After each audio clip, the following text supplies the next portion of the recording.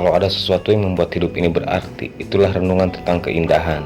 Tidak seorang filsuf Yunani klasik pun yang menganggap keindahan demikian penting seperti Platon, dan sekaligus dengan sangat yakin menolak apa yang kemudian disebut sebagai seni yang indah.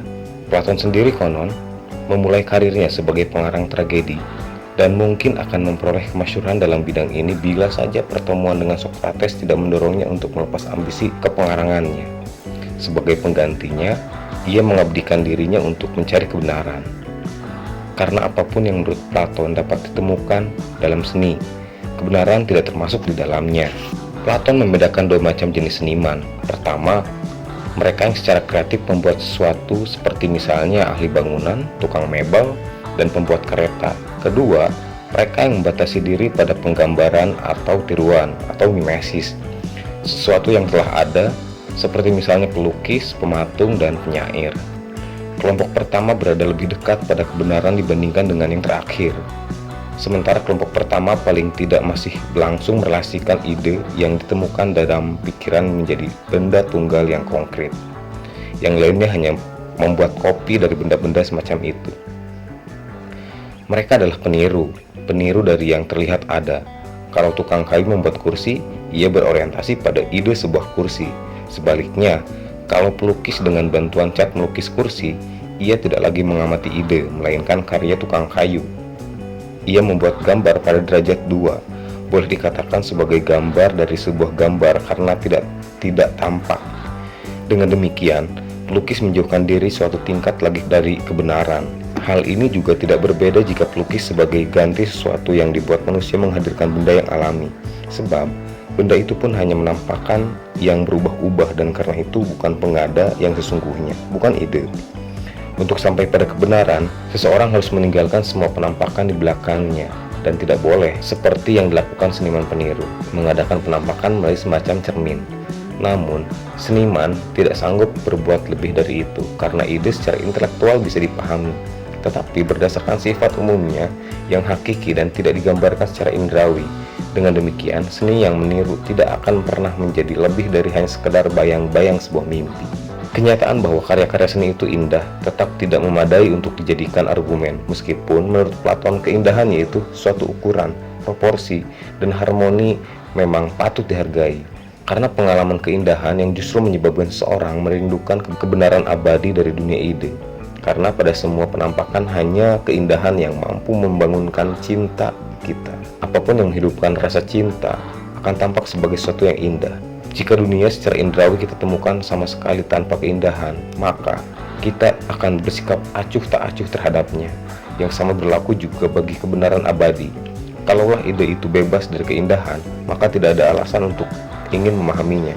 Keindahan dunia indrawi tentu saja hanya merupakan pantulan lemah dari kilauan keindahan yang abadi, yaitu ide, di mana semua benda yang indah mengambil bagian di dalamnya. Keindahan itu sendiri mempunyai kedudukan istimewa di antara ide-ide karena dengan kemilauannya menerangi dunia, pengalaman indrawi, dan dengan cara ini membangun jembatan antara alam penampakan dan alam ide, sebab lebih dari yang lain, keindahan yang tampak itu melampaui dirinya. Ia yang paling tampak karena secara paling nyata menyadarkan manusia akan kemuliaan kebenaran yang asli, dan dengan demikian membangkitkan kerinduan yang mendalam akan kebenaran tersebut.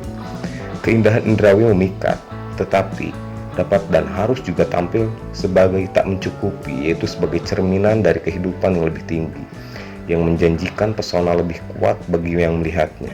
Sebab lebih indah dari keindahan badan adalah keindahan jiwa, lebih indah lagi keadilan, kebijaksanaan, serta kebijakan-kebijakan yang lain. Karena melalui itu semua, jiwa baru bisa menjadi indah, dan lebih indah lagi adalah pemahaman jernih mengenai semua itu.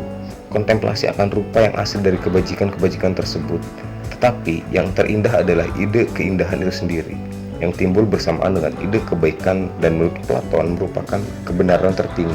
Jadi, yang indah, yang benar, dan yang baik itu pada dasarnya satu dan sama.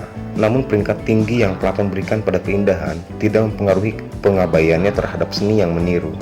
Sebabnya adalah ambivalensi keindahan indrawi yang memang mampu membangkitkan kerinduan akan yang lebih tinggi, yaitu eros kebenaran. Tetapi tidak seharusnya hal itu terjadi, karena keindahan indrawi dapat memuaskan banyak orang dan memenuhi hasrat mereka secara langsung pun. Bagaimana keindahan itu berkesan sangat bergantung pada pemirsanya.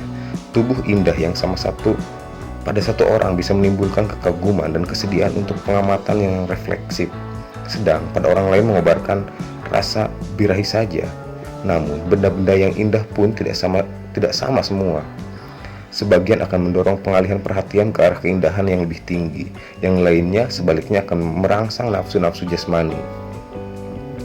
Misalnya, panggang daging yang lezat mengundang yang bukan vegetarian untuk disantap, tapi hampir tak mungkin untuk berkontemplasi dan melampaui yang hanya indrawi. Platon mengecam seni karena mendukung kecenderungan ini, yaitu berkutat pada jasmani, pada indrawi. Pertama, seni membatasi diri untuk memproduksi nada, warna, dan bentuk yang indah, dan dengan demikian menimbulkan kesan seolah-olah keindahan yang indrawi itu adalah yang sesungguhnya, seolah-olah tak ada yang lebih mulia. Dalam seni, yang indrawi dan tak indah memperoleh peringkat yang bukan haknya. Selain itu, umumnya merupakan tujuan seni untuk merangsang indera dan nafsu pengamat atau pendengar. Dan itu berarti penyusup kekuasaan akal budi dengan begitu menghancurkan keselarasan jiwa. Namun, karena dalam keselarasan ini, keindahan jiwa berada. Seni justru melalui keindahannya yang maha besar, menghancurkan secara paradoks keindahan yang lain, yang lebih sublim. Apabila seni memang ingin memiliki suatu yang tak hidup, hak hidup, ia harus mengabadikan diri kepada kebaikan. Dalam arti seni harus, kalau sudah tak mampu menggambarkan kebenaran ide, paling tidak mengambil alih tugas dalam pendidikan dan pembentukan rohani. Hanya seni yang mampu mengajari manusia untuk mengendalikan nafsunya, untuk menjalani hidup penuh dengan kebajikan serta mencari kebenaran, barulah seni itu mempunyai makna. Jadi, bagi manusia pada dasarnya hanya ada satu seni yang sesungguhnya dibutuhkan, yaitu seni untuk hidup dengan benar, sehingga apapun yang tidak turut berperan dalam hal mempelajari seni yang seperti ini menjadi mubazir atau malahan bersifat mutlak.